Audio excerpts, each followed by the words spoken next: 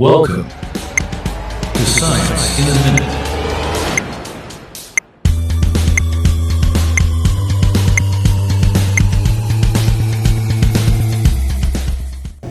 In this video, we will discuss the solar system. The solar system consists of the sun and all the objects that orbit around it, including 8 planets, their moons, dwarf planets, and countless smaller bodies like asteroids and comets. The Sun, a medium-sized star, contains about 99.86% of the solar system total mass, providing the gravitational pull that keeps the system intact. The four inner planets, Mercury, Venus, Earth, and Mars, are rocky and terrestrial, while the four outer planets, Jupiter, Saturn, Uranus, and Neptune, are gas giant with thick atmosphere. So, studying the solar system help us to understand the origins and evolution of our planetary neighborhood and the potential of life beyond Earth. So, now I have prepared 10 questions and you have 10 seconds to answer. So, let's start. Number 1 question. What planet is closest to the Sun? Letter A, Venus. Letter B, Earth. Letter C, Mars. Letter D, Mercury.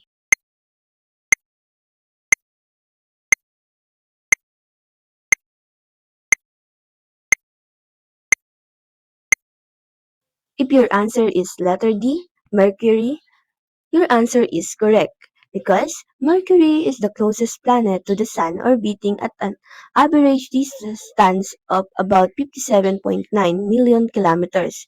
Its proximity to the Sun means it has the shortest orbit period, taking only about 88 Earth days to complete one revolution. Number 2 question. Which planet has a day longer than its year? Letter A, Venus. Letter B, Jupiter. Letter C, Saturn. Letter D, Neptune.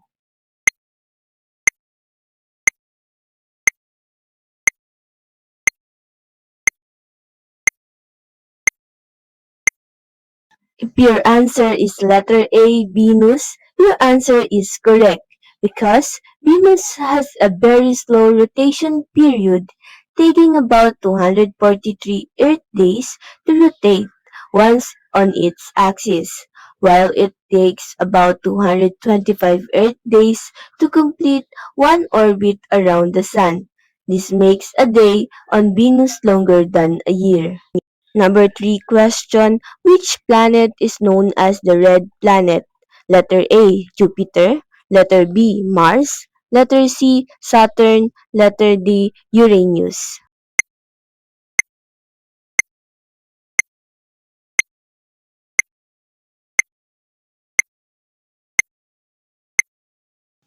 If your answer is letter B, Mars, your answer is correct. Mars is known as the red planet due to its reddish appearance, which is caused by iron oxide or rust on its surface. This distinctive color makes it easily recognizable in the night sky. Number 4 question. Which moon is the largest in the solar system? Letter A, Titan. Letter B, Europa. Letter C, Ganymede. Letter D, Callisto.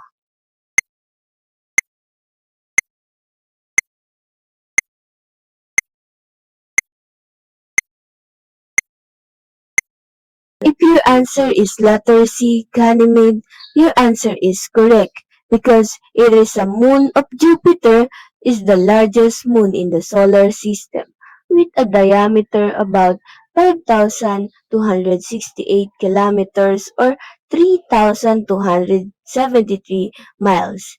It is even larger than the planet Mercury and has its own magnetic field. Number 5 question. Which planet has the most prominent and visible ring system? Letter A, Uranus. Letter B, Neptune. Letter C, Jupiter. Letter D. Saturn.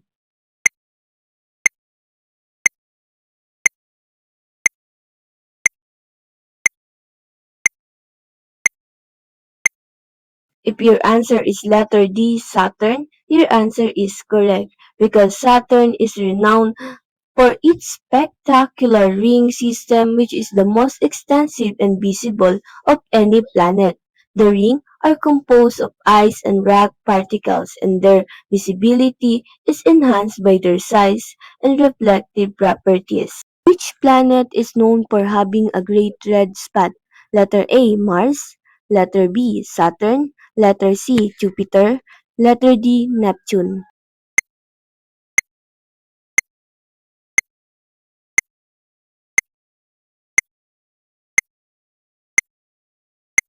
If your answer is letter C, Jupiter, your answer is correct because Jupiter is famous for the Great Red Spot, a massive storm that has been raging for at least 400 years.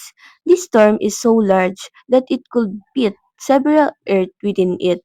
Which planet has the largest volcano in the solar system?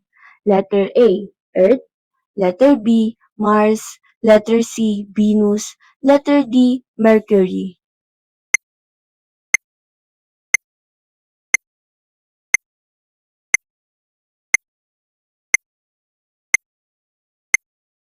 Your answer is letter B, Mars. Your answer is correct because Mars is home to Olympus Mons, the largest volcano in the solar system.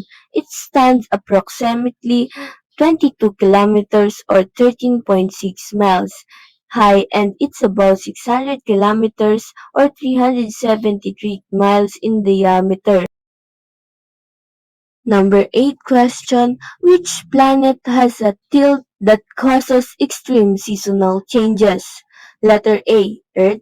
Letter B, Mars. Letter C, Uranus. Letter D, Neptune.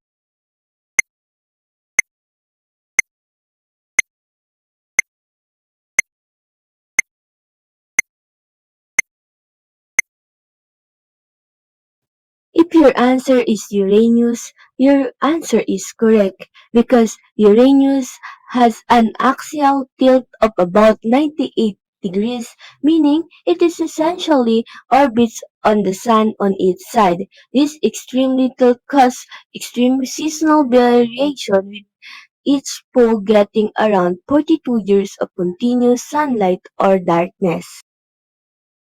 Number 9 question. Which planet is known for its blue color due methane in its atmosphere? Letter A, Saturn. Letter B, Uranus. Letter C, Neptune. Letter D, Jupiter. What is your answer? You have 10 seconds to answer.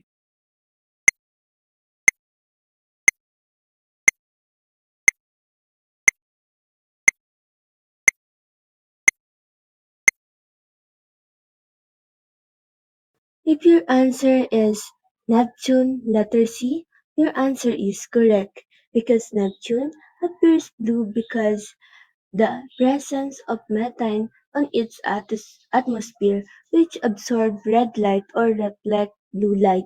This gives Neptune its drinking blue color. Number 10 question and the last question. Which dwarf planet is located in the asteroid belt? Letter A, Pluto. Letter B, Eris. Letter C, Haumea. Letter D, Ceres.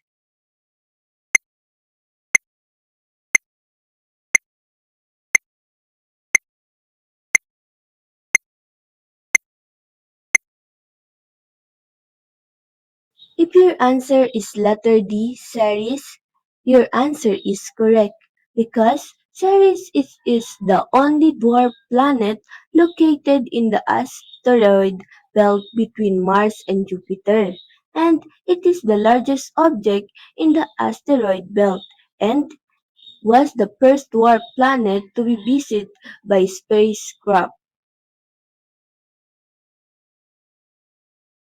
Out of 10 questions, how many of your answers are correct? So, thank you for watching and I hope You learned a lot from this video.